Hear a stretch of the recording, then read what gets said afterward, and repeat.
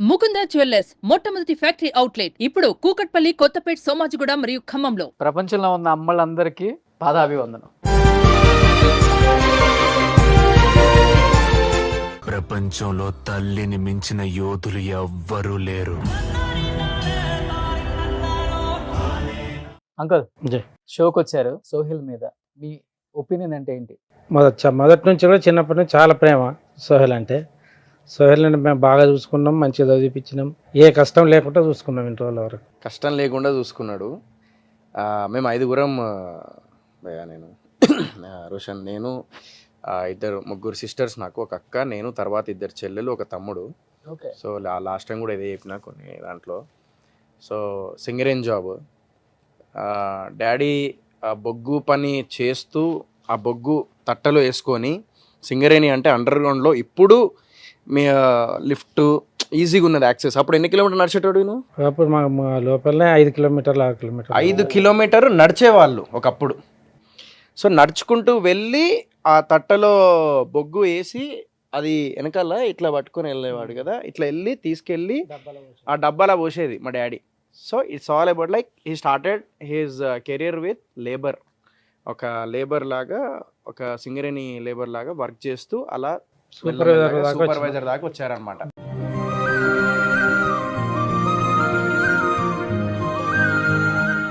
మేము ఐదుగురం కదా, ఉన్న దాంట్లో 5గురిని ఇంగ్లీష్ మీడియంలో వేసారు. అప్పట్లో ఇంగ్లీష్ మీడియం అంటే ఈ ఫీజులని, ట్యూషన్స్ అని, అవని ఇవని, అందరికీ చదువు ప్లస్ మాకు ఏ తక్కువ లేకుండా, పండగ వస్తే బట్టలు కొనిచ్చాడు 5గురికి. సో ఇలా ఎక్కడ నాకు స్టిల్ గుర్తుంది, ఒకసారి రంజాన్ వచ్చినప్పుడు అందరికీ బట్టలు కొనిచ్చిండు, ఆయన మాత్రం బట్టలు కొనుక్కోలేదు. 2 years బ్యాక్ బట్టలు వేసుకున్నాడు ఆయన. నాకు ఏం డాడీ నువ్వు ఇది వేసుకున్నావు అంటే, లేదురా ఏమున్నాయి నాకు ఆల్రెడీ ఉన్నాయి కదా అని చెప్పేసి అన్నాడు. బట్ నాకు ఇప్పుడు గుర్తొచ్చేది ఏంటంటే, ఇప్పుడు నాకు పెద్దగానాక మాకు అర్థమైంది ఏంటంటే, ఓకే ఆయన కొనుక్కోకుండా పిల్లలందరికీ మాత్రం కొత్త బట్టలు ఇచ్చిండు అని చెప్పేసి మాత్రం నేను తెలుసుకున్నా. అందుకే ఇందాక ఆ ఎగ్జాంపుల్ చెప్పిన.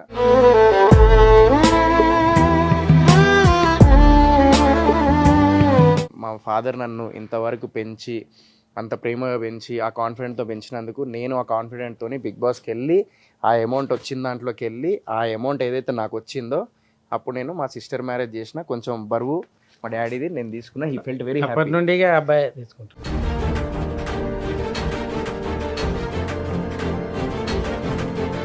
సో అప్పటి నుంచి I'm taking the responsibility of everything అనమాట. ఎందుకంటే మా డాడీ బాధ్యతని నేను తీసుకుంటున్నా ఇప్పుడు. Because I'm feeling so proud. ఎందుకంటే మనకు ఎంత డబ్బులు సంపాదించినా, ఏం చేసినా, ఫ్రెండ్స్తో బయట ఖర్చు పెడతాం, అటువే ఖర్చు పెడతాం, అన్నీ చేస్తాం. బట్ నా దృష్టిలో ఏంటంటే, మనం పెద్దగా అయిన తర్వాత వీళ్ళ బరువుని మనం తీసుకొని ఫ్యామిలీని రన్ చేస్తేనే అప్పుడు ఇల్లంతా హ్యాపీగా ఉంటుంది. అది నేను బిలీవ్ చేస్తా. ఎందుకంటే ఆయన ఒక తండ్రికి ఒక ఏజ్ వచ్చిన తర్వాత కొంచెం మెల్లిగా వాళ్ళ హెల్త్ ఇష్యూస్ అని, అవని ఇవని, దాని మీదనే ఎక్కువ ఇది ఉంటుంది. అలాంటి టైంలోనే మనం పెరిగిన తర్వాత కొడుకుగా ఒక బాధ్యత తీసుకోవడమే ఒక కొడుకు లక్షణాలు అని చెప్పేసి మా డాడీ దగ్గర నేర్చుకున్నాను నేను. అది నాన్న నీకోసం ఇంత కష్టపడ్డాడు కదా సోహెల్, ఈ క్షణంలో నాన్న నా పక్కన ఉంటే బాగుండు అనిపించిన సందర్భాలు ఏంటి నీ కెరీర్లో? అంటే ఒక్కటి రోషన్, నేను బిఫోర్ బిగ్ బాస్ మా ఫాదర్తోనే, అంటే మా పేరెంట్స్తో నేను లేను. ఓకే, నేను ఇంటికి వెళ్ళాలన్నా కూడా నేను ఆలోచించేవాడిని. ఎందుకంటే ఇంటికి వెళ్తే అప్పటికి నేను లైఫ్లో సెటిల్ అవ్వలేదు. మా మమ్మీ వాళ్ళు ఏంటంటే, అప్పటికి కూడా మా డాడీ నెలకి 3,000, 3,500, 4,000 అట్లా పంపిస్తాడు. నా దగ్గర ఉన్నప్పుడు నేను ఇష్టోని ఇట్లా ఉండేదన్నమాట, లైక్ ఇద్దరి మధ్య. కానీ నాకు అప్పుడు అనిపించేది ఏంటంటే, అప్పుడు కూడా మా పేరెంట్స్తో ఉంటే బాగుండు. ఆ మూమెంట్స్ నేను ఇంటర్ అయిపోయిన తర్వాత డిగ్రీ నుంచి మొదలు పెడితే నేను ఆల్మోస్ట్ లైక్ 8-9 years వరకు నేను మా పేరెంట్స్తో టైం స్పెండ్ చేయలేదు ఎక్కువ. ఇంటికి వెళ్ళినప్పుడు ఒక 1 week ఉండడం, రావడం, అలాగే ఉండే తప్ప ఏ రోజు వాళ్ళతో టైం స్పెండ్ చేయలేదు from last 10 years. But Bigg Boss తర్వాత నేను మా పేరెంట్స్ని ఇక్కడనే హైదరాబాద్ తీసుకొచ్చి వాళ్ళతో పాటు నేను ఉంటున్నా. సో అప్పుడు కూడా ఉంటే బాగుండు. నేను ఆ టీనేజ్ 18 to 29 years, 28 years, అంటే 10 days గ్యాప్ నేను వాళ్ళతో ఉంటే బాగుండు ఆ స్ట్రగ్లింగ్ పీరియడ్లో కూడా అని అనిపించింది.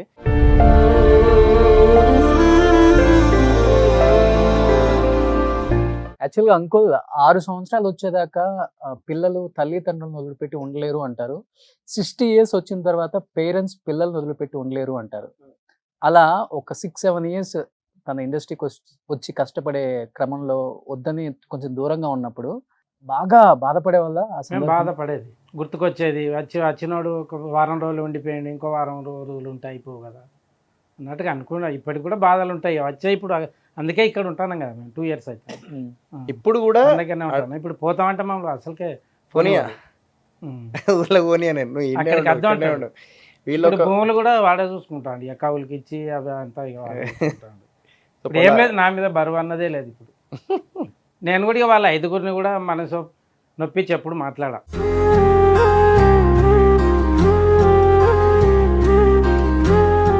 అప్పుడు నాకు వర్క్ లేకుండే, ఏం లేకుండే. ఇంటికి వెళ్తే ఏదైనా తీసుకెళ్ళాలి, అరే వెళ్ళినప్పుడు ఏదైనా ఖర్చులు నేను చూసుకోవాలి, పైసలు లేవు ఎట్లా అని చెప్పి ఒక 3-4 months దాకా వెళ్ళలే. నేను హక్ చేసుకొని ఏడ్చిన. నేను ఇన్ని రోజుల నుంచి దూరంగా ఉన్నా, సారీ 3-4 నెలల నుంచి రాలేదు నేను, అది ఇది అని చెప్పేసి ఏడ్చేసిన అనమాట. సో దట్ వాజ్ లైక్ అది వేరే ఎమోషన్ ఇక అది.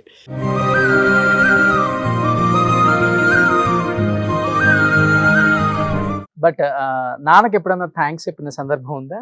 మనం ఎన్ని థ్యాంక్స్లు చెప్పినా వాళ్ళు మనకు చేసింది అసలు థ్యాంక్స్, అసలు దాని ముందు థ్యాంక్స్ నథింగ్.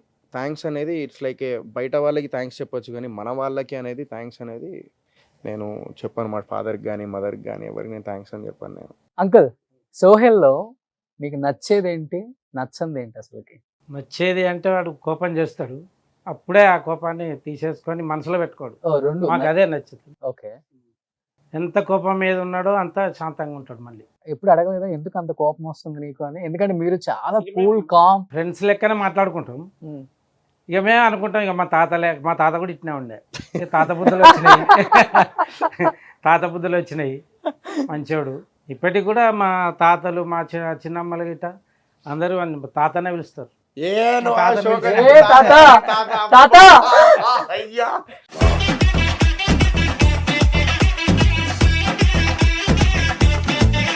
నచ్చంది ఒక కోపమే, కానీ మళ్ళీ దాన్ని సరే ఎంత కోపం ఉన్నదో అంత శాంతంగా ఆడే ఉంటాడని మేము సపరేట్ ఉంటాం అంతే. ఇక సోహెల్, నాన్న కోసం ఎప్పుడన్నా ఏడ్చావా? ఏడ్చిన సందర్భం ఉందా?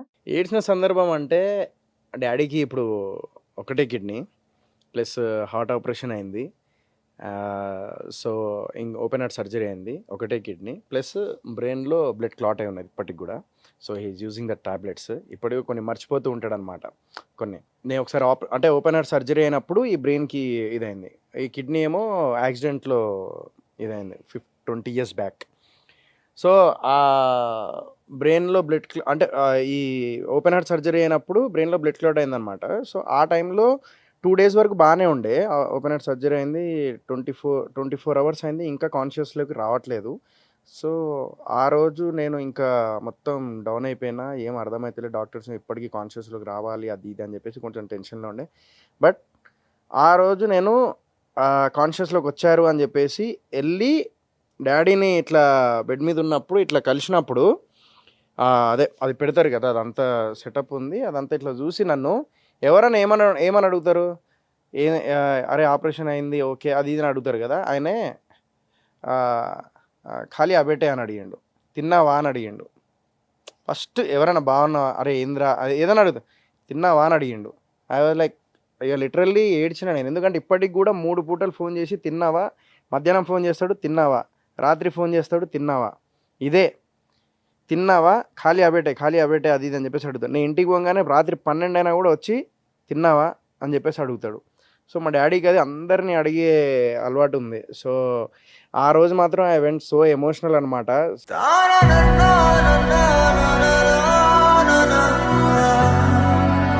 మా తమ్ముడైతే చదివే మానేసిండు పాపం ఆడు.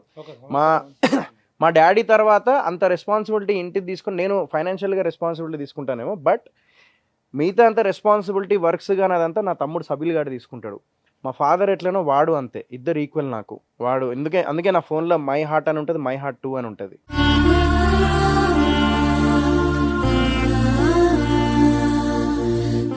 సో ఇద్దరు నంబర్స్. సో నాకేందంటే వాడు రెస్పాన్సిబిలిటీ తీసుకొని 1 year వాడు చదువు మానేసిండు అప్పుడు డాడీని చూసుకోనికి. ఎందుకంటే ఆయన ఇప్పుడు ఇది ఇలా ఉన్నాడంటే ఇదే వాష్రూమ్ అని చెప్పేసి అనుకునేటోడు. He use to do like, అంటే బ్రెయిన్లో బ్లడ్ క్లాట్ అవ్వడం వల్ల మర్చిపోయేటోడు, ఏం అర్థమయ్యేది కాదు. ప్లేట్ ఆడ పెట్టేటోడు, నేను ఏడబెట్టిన ప్లేట్ ఒక డిఫరెంట్గా చేసేటోడు 3 months. కొందరిని గుర్తుపట్టలేదు కొందరిని. సో ఆ సిచ్యువేషన్ అంటే మీరు తెలుసని నాకు గుర్తుకొస్తాను చెప్తలేను మీకు చెప్పలేడు.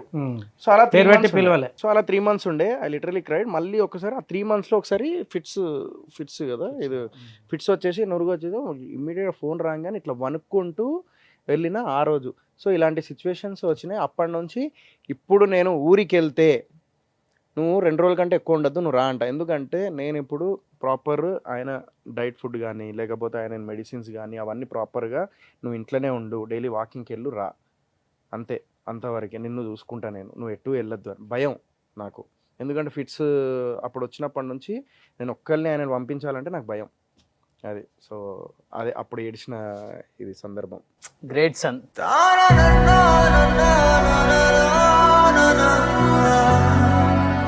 బట్ ఇండస్ట్రీకి వచ్చిన దగ్గర నుంచి కూడా చాలా అప్ అండ్ డౌన్స్ ఫేస్ చేస్తున్నారు బాగా.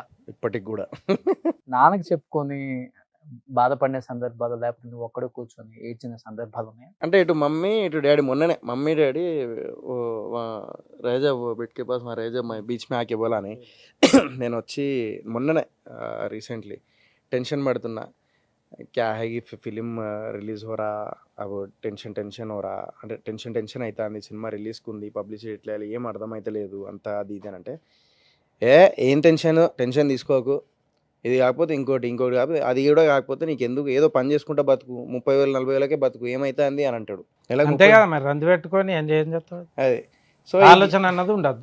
మనం ముందుకు వెళ్తున్నాం అంటే మనం కంపల్సరీ పాస్ అవుతాం అనుకుంటూనే వెళ్ళాలి. అది సో అలా ఫెయిల్ అవుతా 2 అడుగులు వేసి మళ్ళీ వెనక చూసుడు అది అన్నది ఉండదు. నేను ఆ డిప్రెషన్లో ఉన్నప్పుడు నేను తలుపు పెట్టేసుకుంటా. నేను వీళ్ళకి వెళ్ళి షేర్ చేసుకోవడం అట్లా ఏం లేదు, తలుపు పెట్టేసుకొని నాది నేనే ఏడుస్తుంటా. టక్ అని తలుపు కొడతాడు, తినురా అంటాడు, వస్తున్నాగు అంట. మళ్ళీ 10 నిమిషాలకి మళ్ళీ వస్తాడు, మళ్ళీ టక్ కొడతాడు. కానీ ఒక్కొక్కసారి నేను ఆరం రుకో అని చెప్పేసి ఆ ప్రెసిడెంట్ చెప్పిన రోజులు ఉన్నాయి. But sorry Baba.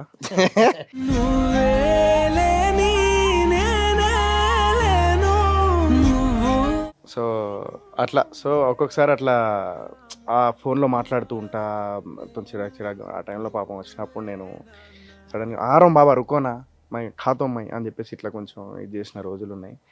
అంకుల్ మీరు ఎప్పుడన్నా సోహెల్ గురించి ఏడ్చిన సందర్భాలు ఉన్నాయి అంకుల్? అంటే వాని గురించి నాకు బాగా ఆలోచిస్తా. ఇప్పటి వరకు కూడా మరి ఒక స్టేజ్ మీద లేడు, ఒక ఇల్లు కట్టుకోలేదు, ఇప్పుడు మ్యారేజ్ ఇది వరకు ఇంకా కాకపోయేది అని ఆలోచించుకుంటూనే ఉంటాం మేము. వాని గురించే ఇప్పుడు ఆలోచన అంత మాది. అమ్మాయిలు మంచిగానే ఉన్నారు, ఇప్పుడు వీడు ఒక్కడే సెట్ అయిపోతే అందరూ హ్యాపీగానే ఉంటాం. ఇప్పుడే హ్యాపీగానే ఉన్నాం, కాకపోతే ఏంటంటే ఇక మ్యారేజ్ కావాలి అది అని చెప్పి అనేదే రంది ఒకటి అంతే. 2-3 years నుంచి they are asking me to get marry. But నేను ఎందుకు చేసుకుంటలేను అంటే రోషన్, నేను చెప్పకూడదు, మా డాడీ రిటైర్మెంట్ అమౌంట్ ఏదైతే క్యాష్ ఉండేనో ఆ అమౌంట్ మొత్తం నేను నా బూట్కట్ బాలరాజు అని ఒక సినిమా చేసిన. సో దానికి తీసుకెళ్ళి పెట్టిన. యాక్చువల్లీ నేను ఇల్లు కట్టాలి, ఇల్లు కొనాలి, బట్ నేను ఇల్లు కొనకుండా నేను ఆ అమౌంట్ తీసుకెళ్ళి నేను బూట్కట్ బాలరాజు సినిమాకి పెట్టిన. సో దట్స్ ద రీజన్ ఇప్పటిదాకా నేను హైదరాబాద్లో ఒక ఫ్లాట్ కొనలే, ఇల్లు కొనలే. అంకుల్ ఈ 2 సినిమాలు ఫ్లాప్ అయినాయి, తనకి ఫెయిల్యూర్ అయిపోయినాయి. చాలా కష్టపడతాడు, హార్డ్ వర్క్ చేస్తాడు, తన ది బెస్ట్ ఇద్దామని చూస్తాడు 100%. కానీ ఎందుకు ఫ్లాప్ అవుతుంది, ఎక్కడ మిస్టేక్, ఎప్పుడన్నా మీకు అనిపించిందా?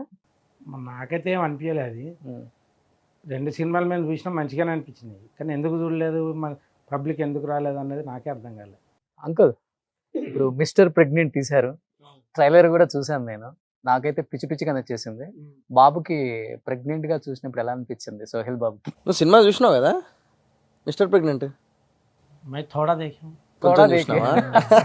కొంచెం చూసిండు, అప్పుడు మొబైల్ తీసుకొని మళ్ళీ వచ్చేసిన కొన్ని సభలు మొబైల్ వెళ్ళి అని ఫోన్. పిచ్చిగా నవ్వుకున్నారా? నవ్వినాం పిచ్చిగా. అంటే ఒక తల్లి బాధ ఏంది అన్నది నలుగురికి చూపించేంత అది అన్నట్టు. అది ప్రపంచంలో అందరికన్నా స్ట్రాంగ్ మనం జిమ్ చేసి బాడీలు పెంచి ఒక మెన్ స్ట్రాంగ్ అనుకుంటారు, బట్ నా దృష్టిలో ఈ సినిమా చేసిన తర్వాత నాకు తెలిసింది ఏంటంటే women are the biggest strongest persons actually. They are the strongest mentally and physically కూడా.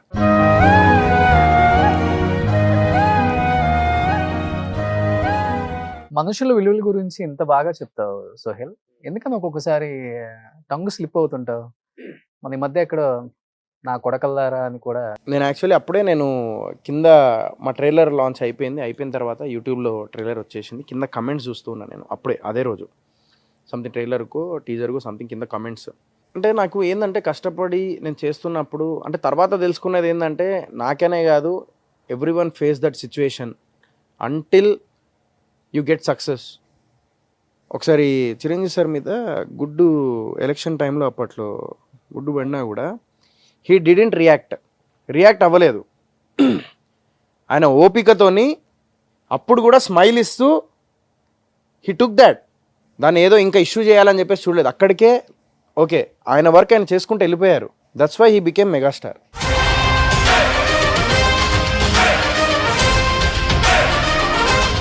అంటే నెగిటివ్ని కూడా పాజిటివ్ తీసుకోవడం, ప్లస్ చిన్న వాళ్ళైనా కూడా వాళ్ళని దగ్గర తీసుకోవడం, ఎప్పుడు మైండ్ పాజిటివ్గా ఉండాలి అనే ఉద్దేశం ఆయన దగ్గరనే నేర్చుకున్నాను. ఆయన ఫాలో అవుతావు కాబట్టి జామ్ జామ్ జామ్ జామ్ జజ్జనకాయ ఇష్టం. సినిమా రిలీజ్ అవ్వకముందే కాస్ట్యూమ్ తెప్పించా.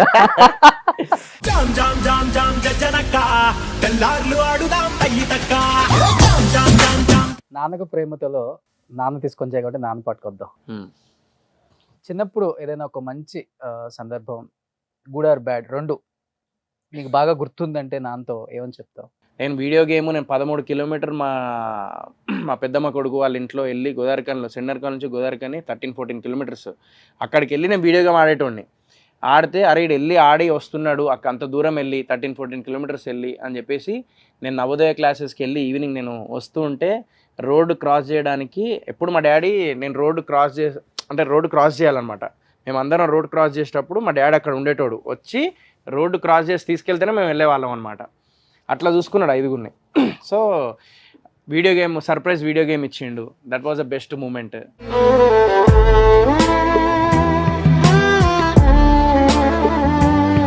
ఒకటి నాన్న కళ్ళలో చూసి ఏదైనా తప్పు చేసి ఇప్పటికి కూడా చెప్పలేకపోయాను అనేది సిచ్యువేషన్ ఉందా నీ లైఫ్లో? డాడీకి కూడా తెలుసు. మా బోలానే తుమారకు పోయి అంటే ఇంటర్వ్యూలో చెప్తూ ఉంటాయి కదా, నేను ఒకసారి మీరు లేనప్పుడు అంటే మీరు హైదరాబాద్లో లేనప్పుడు అప్పుడు నేను హ్యాంగ్ చేసుకుందాం అనుకున్నా. అదే లైక్ ఫ్యాన్కి అదే చేసుకుందాం అని టక్కని పెట్టేసుకొని ఇలా వెళ్ళిపోయి మళ్ళీ ఆపేసిన. హ్యాంగ్ చేసుకునేప్పుడు నాన్న గుర్తొచ్చాడు ఫస్ట్? వాళ్ళే గుర్తొచ్చారు, అందుకే నేను డ్రాప్ అయిపోయినా.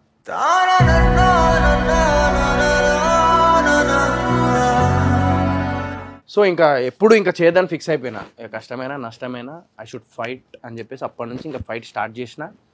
బిగ్ బాస్కి వెళ్ళినా, సినిమాలు చేస్తూనే ఉన్నా, still fighting for my self. ఈరోజు నేను చెప్తా యూత్ అందరికీ, అంటే నా ఏజ్లో ఉన్న వాళ్ళకి లేకపోతే నాకన్నా చిన్న వాళ్ళకి అందరికి ఒకటే చెప్తా, చదువులో కానీ, లవ్లో కానీ, కెరియర్లో కానీ ఏది మిస్ అయినా కూడా ఏది బాధపడకండి. Just move on life. 3 పూటలు తిండి దొరుకుతుంది, మనకు బట్టలు దొరుకుతాయి, మనం తింటున్నాం, హ్యాపీగా ఉంటున్నాం. మనకి ఏదైనా అప్పులున్నా, మనకి ఏదైనా కెరీర్ విషయంలో ఏదున్నా కూడా ఫైట్ చేయండి. లైఫ్ అంటేనే ఫైట్ చేయడం. నన్ను అడిగితే ఇప్పుడున్న సిచ్యువేషన్లో ప్రతి దాంట్లో కాంపిటీషనే ఉంది. ప్రతి ఒక్కరు చదువుకొని ఉన్నారు, ప్రతి ఒక్కరు కాంపిటీషన్ ఫీల్డ్కి వస్తున్నారు. మనకి తప్పదు ఇది life. We have to fight అంతే. ఒక్కటే సక్సెస్ అనేది వస్తూనే ఉంటుంది, ఫెయిల్యూర్స్ వస్తూ ఉంటాయి. సక్సెస్ ఒకటి వస్తే ఫెయిల్యూర్స్ 10 రావచ్చు, బట్ మళ్ళీ సక్సెస్ వచ్చే అవకాశం ఉంటుంది, దేవుడు ఇస్తాడు. బట్ మన స్ట్రగుల్ అనేది ఎప్పుడు ఆపకూడదు. నేను ఒకవేళ అప్పుడు ఆపి ఉంటే నేను అప్పటికే దీపం ఆరిపోయి ఉంటే నాది కథం, ఇక్కడ ఉండేటోని కాదు, నేను ఈరోజు 4 సినిమాలు చేసేటోని కాదు, బిగ్ బాస్కి వెళ్ళేటోని కాదు, ఈరోజు తెలంగాణ ఆంధ్రాలో 10 మందికి సోహెల్ అనేటోడు తెలిసేటోడు కాదు. సో టైం వస్తుంది. ఆ టైం వచ్చేదాకా శనికావేశంతోనో లేకుంటే బాధలోనో డోంట్ టేక్ ఎనీ డిసిషన్స్. నేను ఇది మాత్రం 100% నమ్ముతా. నేను ఫ్యూచర్లో కూడా అట్లా చేయను. నాకు ఇప్పటికీ ఇబ్బందులు ఉన్నా సోహెల్ గారు ఇన్స్టాలో అటు ఇటు చూస్తే వీడికి ఏంది మస్తు తోపూరు సినిమాలు చేస్తాడు అని అనిపిస్తుంది. కానీ చూసిరు కదా, నేను తీసుకెళ్ళి మళ్ళీ సినిమాకే పెట్టిన. రిస్క్ అని తెలిసి కూడా సినిమాకే పెట్టిన. లైఫ్లో రిస్క్ చేసినప్పుడు ఫెయిల్యూర్ కూడా రెడీ ఉండాలి, సక్సెస్కి కూడా రెడీ ఉండాలి. దాన్నే రిస్క్ అంటారు. సో లైఫ్ లీడ్ చేసేటప్పుడు రిస్క్ అనేదే ఉంటుంది. అది 100లో ఒక 40 సక్సెస్ ఉంటే 60 నీకు ఫెయిల్యూర్సే ఉంటాయి. అప్స్ అండ్ డౌన్స్ ఉంటుంది 100% లైఫ్లో. ఆ డౌన్ ఉన్నప్పుడు నువ్వు అనుభవిస్తావు, అంటే ఏదైతే ఫైట్ చేస్తావో, అప్పుడు ఏదైతే నువ్వు తట్టుకోగలుగుతావో అదే లైఫ్ నా దృష్టిలో. ఈ హ్యాపీనెస్లు, ఈ ఎంజాయ్మెంట్లు ఇది కాదు లైఫ్. లైఫ్ అంటే ఫ్యామిలీ.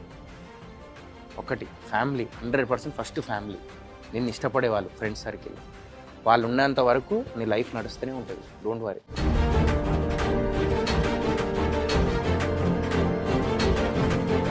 సో మిస్టర్ ప్రెగ్నెంట్కి ప్రెగ్నెంట్గా యాక్ట్ చేసావు, దాంట్లో లీనం అయిపోయి ఉంటావు, ఇన్వాల్వ్ అయిపోయి ఉంటావు. రియల్ లైఫ్లో నైట్ నిద్రపోయినప్పుడు ఎప్పుడో అమ్మా నేను ప్రెగ్నెంట్ అయ్యాను, పెయిన్స్ వస్తున్నాయి. ఈరోజు నీకు పెయిన్ అంటే ఏంటిదో నీకు జస్ట్ అందులో 20% పెయిన్ నీకు చూపిస్తా, ఒక్కసారి చూడు. ప్రెగ్నెంట్ ఆ డెలివరీ టైంలో, పీరియడ్స్ టైంలో, డెలివరీ టైంలో, ఇలాంటి టైంలో ఆడవాళ్ళకి పెయిన్ ఎలా ఉంటుందో జస్ట్ అందులో 20% అనుభవించు చాలు. నీకు ఇప్పుడు చూపెడతా, తీసుకురండి. ఇది పెయిన్ సిమ్యులేటర్ అనమాట. ఇది ఏంటంటే ఆడవాళ్ళకి పీరియడ్స్లో ఉన్నప్పుడు లేదా లైక్ డెలివరీ టైంలో ఏదైతే పెయిన్ ఉంటుందో ఆ డెలివరీ టైం పెయిన్లో ఇది జస్ట్ 20-30% మాత్రమే. సో ఒక్కసారి నువ్వు ఎక్స్పీరియన్స్ అయితే నీకు తెలుస్తుంది. అప్పుడు ఒకసారి కూర్చో, జస్ట్ వదిలే ఏం కాదు. Okay, so don't remove.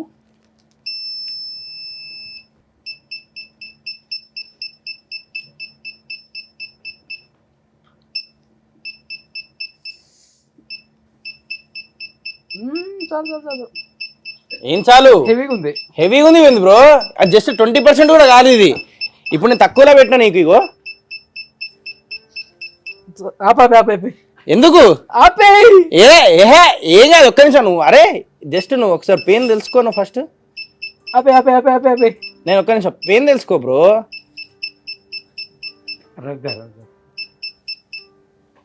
Pain తెలుస్తుందా?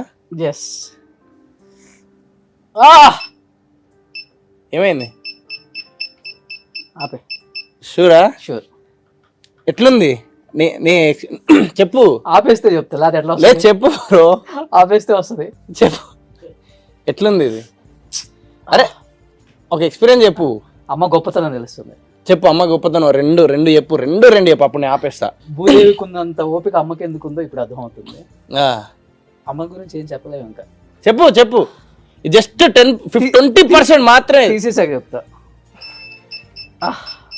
చూసిర్రా ఎంత చెమట వచ్చేసింది మేకప్లో కూడా.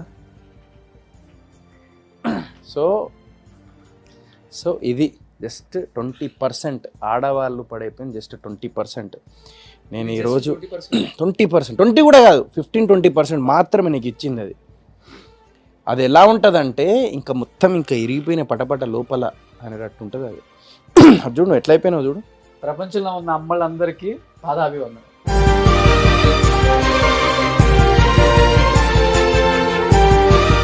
ఇప్పుడు అర్థమైందా నా సినిమా, నేను ఎందుకు ఇలాంటి సినిమా చేశాను అనేది ఇప్పుడు నీకు అర్థమైంది అనుకుంటా. నువ్వు ఎర్రగా అయిపోయినాయి చూడు, నీ కళ్ళు, నీ ఫేస్ ఒకసారి చూసుకో.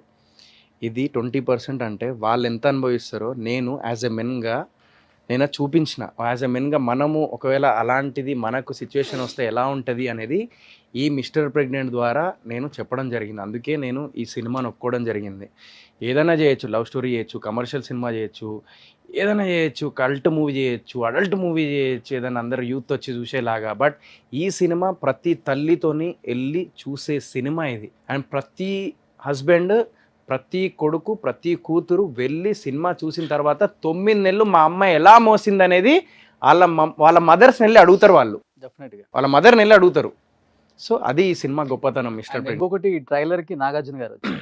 అవును, ఎలా ఫీల్ అయ్యారు సోహల్? సో ఈ ట్రైలర్కి నాకు సార్ వచ్చినప్పుడు నిజంగా I'm blessed first of all. ఎందుకంటే ఆయన ఇప్పటికీ సీజన్ అయిపోయి 2.5 years అవుతుంది. దాని తర్వాత సీజన్ 5 వచ్చింది, 6 వచ్చింది, ఇప్పుడు 7 కూడా వస్తుంది.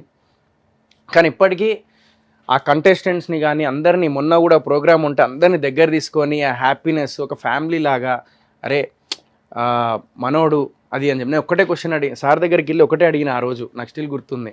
వెళ్ళి నేను ఏమడిగినంటే, సార్ నేను ఇప్పుడు నాకు చాలా డౌన్గా ఉన్నాను సార్, నేను చాలా లోగా ఫీల్ అవుతున్నాను, చాలా డౌన్ అవుతున్నాను, నేను ఈ మధ్య ఎందుకో భయం వేస్తుంది సార్, నా ట్రైలర్ ఇట్లా ఉంది సార్ అది. అంటే ఇలాగే ఈ చేతి ఒకసారి, ఏం టెన్షన్ లేదు, నేను వస్తా, నేను వస్తా, నేను పక్కా వస్తానని నేను మాట ఇస్తున్నాను, don't worry, just be strong అని చెప్పేసి అని ఆయన నా ట్రైలర్కి రావడం జరిగింది.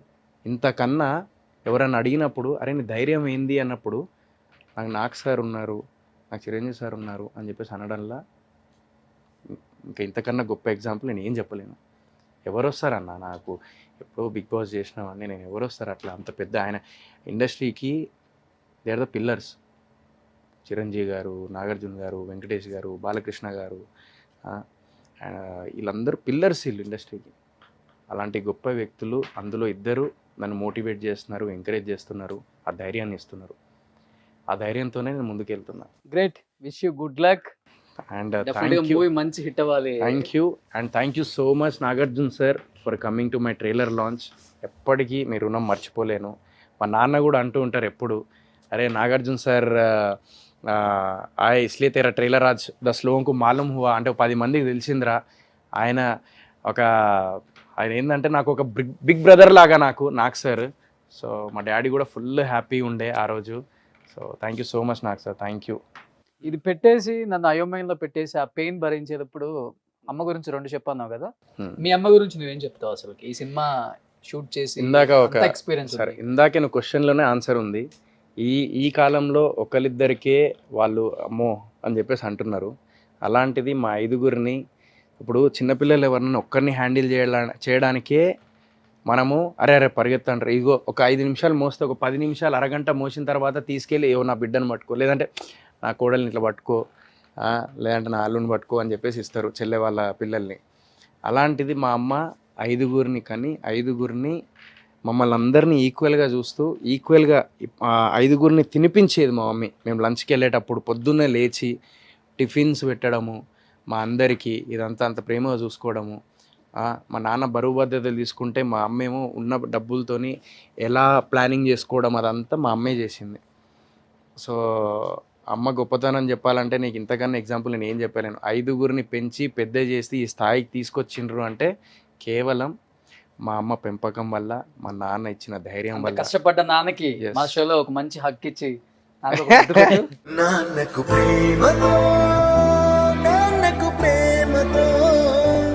Thank you Roshan, super, thank you so much. So ఎన్నో ప్రోగ్రామ్స్ నువ్వు చేస్తూ ఉన్నావు, but this is the best programme. మంచిగా ప్లాన్ చేసినావు. అంటే నేను అనేది ఏంటంటే ఎన్నో ప్రోగ్రామ్ చూస్తుంటారు సినిమాల గురించి మాట్లాడాను, బట్ ఈరోజు మీరు గమనించినట్టయితే నేను మిస్టర్ ప్రెగ్నెంట్ సినిమా కంటే ఈరోజు మా నాన్న గురించి అండ్ పెంపకం గురించే గుర్తు చేసినావు. So thank you so much. మంచి మంచి మెమరీస్ మాకు ఏంటంటే ఆ మెమరీస్ గుర్తు చేస్తున్నావు నీ షోలో తీసుకొచ్చి, అండ్ చూసే వాళ్ళకు కూడా ఒక మెమరీస్ ఇస్తున్నావు నువ్వు. Thank you so much for that. And keep going like this. ఇలాంటి మంచి ప్రోగ్రామ్స్ ఇంకా చేయాలని కోరుకుంటున్నాను. Thank you so much.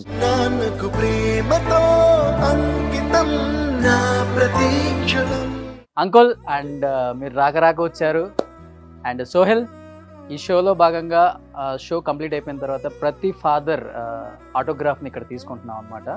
అన్నీ మాకు కింద ఒక ఫింగర్ ప్రింట్తో భద్రపరుస్తున్నాము. షో అయిపోయిన తర్వాత మొత్తాన్ని డిస్ప్లే చేద్దామని. ఎందుకు Nannaku Prematho part 2 next? Yes, part 2. అప్పుడు మీ కొడుకుతో నువ్వు వస్తావు అనమాట. పార్ట్ 2 వచ్చేసరి.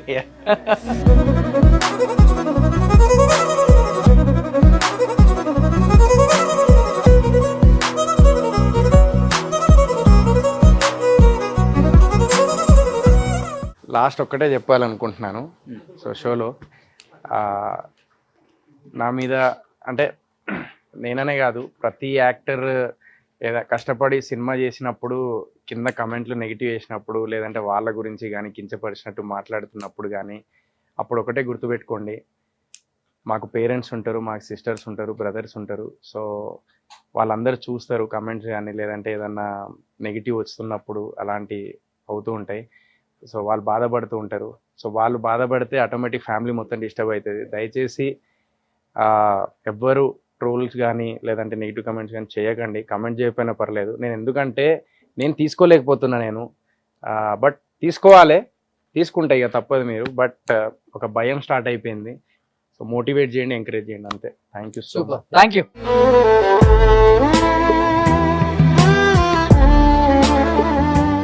నాన్న కష్టానికి కేర్ ఆఫ్ ఈ 2 అక్షరాలు. బిడ్డల కోసం సర్వస్వం వదులుకొని తను కరిగిపోతూ మన జీవితాలలో వెలుగు నింపే నిస్వార్థ జీవి నాన్న.